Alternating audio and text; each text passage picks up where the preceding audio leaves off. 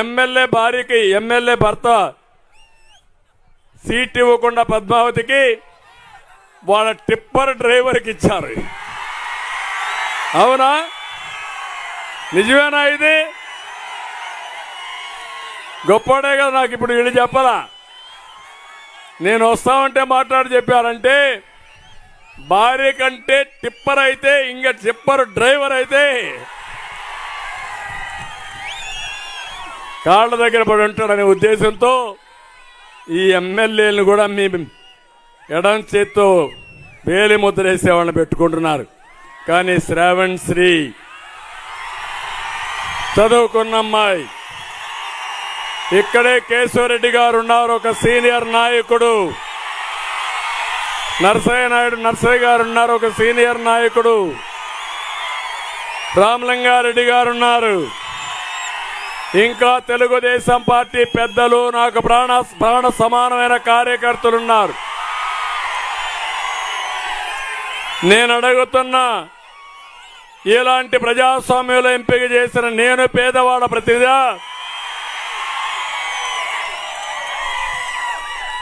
పెత్తందారి వ్యవస్థలో భార్యకిచ్చి, అది కూడా అగ్రవర్ణాలు భార్య అంటే భర్త రెడ్డి కాబట్టి అప్పుడు భార్యకి ఇచ్చారు. ఇప్పుడేం చేశారు? ఆ అమ్మాయికి చెడ్డ పేరుందని ఆయన టిప్పర్ డ్రైవర్ని పెట్టాడు. గొప్పోడయ్యాను శభాష్. నిన్ను డెఫినెట్గా అభినందించాలి. నీ తెలివితేటలకు, నీ నాయకుడి మోసానికి ధన్యవాదాలు. శభాష్. మీ మాటలకు మేము మోసపోవడానికి సిద్ధంగా లేము.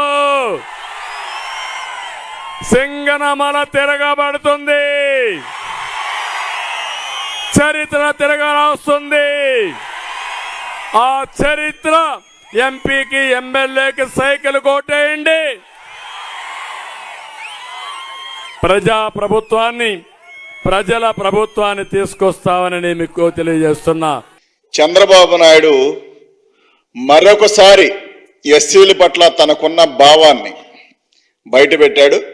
గతంలో ఎస్సీలుగా ఎవరు పుట్టాలని కోరుకుంటారని చెప్పి మాట్లాడి, ఇవాళ ఎడమ చేత్తో వేలు ముద్ర వేసేవాళ్ళు ట్రిప్పర్ డ్రైవర్ అని చెప్పి ఎగతాళిగా మాట్లాడిన సందర్భం మనందరం కూడా చూడొచ్చు.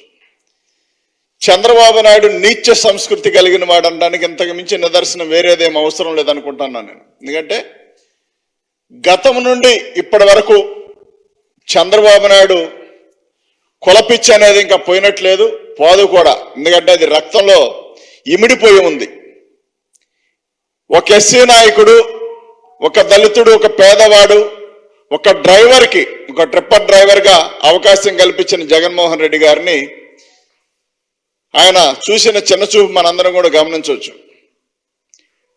డ్రైవర్ల మీద చంద్రబాబు నాయుడుకు ఉన్న చిన్న చూపు, ట్రిప్పర్ డ్రైవర్లుగా ఉండేవాళ్ళందరూ, ఆటో డ్రైవర్లుగా ఉండేవాళ్ళందరూ, అంటే డ్రైవర్ వ్యవస్థే వ్యర్థం అన్నట్టుగా, వాళ్ళు ఎందుకు పనికిరాని వ్యక్తులు అన్నట్టుగా చంద్రబాబు నాయుడు మాట్లాడిన విధానం మనం అందరం కూడా చూసాం. మరి రాష్ట్రంలో లక్షల మంది డ్రైవర్లు, ఆటో డ్రైవర్లు అయితేనే, వ్యాను డ్రైవర్లు, చంద్రబాబు నాయుడు డ్రైవర్లు అయితేనేమి, చంద్రబాబు నాయుడుతో కొడుకుకి కోడలకు ఉన్న డ్రైవర్లు అయితేనేమి, వీళ్ళందరూ కూడా డ్రైవర్ వ్యవస్థ నుంచి వచ్చిన వాళ్ళే. వాళ్ళు లేకపోతే ఒక పూట కూడా ఈ రాష్ట్రంలో గడవదు. అది అందరూ గమనించాలి. ఆర్టీసీ వ్యవస్థ కానీ ఏదైనా కానీ డ్రైవర్ వ్యవస్థ ఎంత గొప్పదంటే ప్రతిరోజు వాళ్ళు ఉండటం వల్ల మాత్రమే ఈ రాష్ట్రం ముందుకు నడుస్తూ ఉంది. అలాంటి డ్రైవర్లను పట్టుకొని చంద్రబాబు నాయుడు, అందున ఒక ఎస్సీ నాయకుడిని పట్టుకొని, ఒక పేదవాడిని పట్టుకొని వేలుముద్ర, ఎడమ చేత్తో వేలుముద్ర వేసేవాళ్ళు అని చెప్పి మాట్లాడుతూ ఉన్నాడు. చంద్రబాబు నాయుడు గారికి మరొకసారి చెప్పదలుచుకున్నాం, నీకులాగా మోసాలు చేయడం, నీకులాగా వెన్నుపోటు పడవడం మా ఎస్సీ నాయకులకో, మా బీసీ నాయకులకో, మా మైనార్టీ నాయకులకో, అదేవిధంగా ఎస్టీలకో ఎవరికి తెలియదు. నీకులాగా తిరుపతిలో జేబులు కొట్టి బతకడం మా వల్ల కాల. నీకులాగా నమ్మిన వాడిని వెన్నుపోటు పొడిచి అధికారాన్ని చేజిక్కించుకొని సొంత తమ్ముడిని కట్టేసి ఎటు బయటికి రాకుండా హింసించి, కన్న తండ్రి ఎవరు? చంద్రబాబు నాయుడు తండ్రి ఏమైనా అమెరికాలో కొన్ని సంస్థల యజమానా కాదు కదా, అతను కూడా వ్యవసాయం నుంచి ఏలుముద్ర నుంచి పుట్టుకొచ్చిన వాడే. మరి నీ కులంలో పుట్టినవాడు గొప్పోడట్టయ్యాడు, మా ఎస్సీల్లో, మా బీసీల్లో, మా మైనార్టీల్లో, మా ఎస్టీల్లో పుట్టినవాడు ఏలుముద్ర వేసే వ్యక్తి ఎట్లా తక్కువయ్యాడో చంద్రబాబు నాయుడు సమాధానం చెప్పాల్సిన అవసరం ఉంది. నీకు మా మీద ఉన్న చిన్నచూపు ఇంత అంతా కాదు. ఎంత దుర్మార్గమైన వ్యక్తి అంటే నీకు ఇప్పటికీ రాజకీయంగా భవిష్యత్తు లేకుండా మరి మేమందరం కలిసి చేసినప్పటికీ కూడా ఎక్కడో అక్కస్తో ఈ మాటలన్నీ మాట్లాడుతా ఉన్నది మనందరం కూడా గమనించాలి. ఎస్సీల పట్ల చంద్రబాబు నాయుడుకున్న అహంకారపూరితమైన భావం అంటే వీళ్ళు చిన్నవాళ్ళు, పేదవాళ్ళు, అణగారిన వాళ్ళు, వీళ్ళు ఎక్కడో తక్కువే మా దగ్గర అనే భావంతో చంద్రబాబు నాయుడు మాట్లాడిన సందర్భం మరి చాలా బాధాకరమైన విషయం. వేలుముద్ర వేసేవాళ్ళు రాష్ట్రంలో ఎన్ని లక్షల మంది ఉన్నారు, ఎన్ని కోట్ల మంది ఉన్నారు చంద్రబాబు నాయుడు గారు తెలుసుకోవాల్సిందే. తెలుసుకుంటే మంచిది.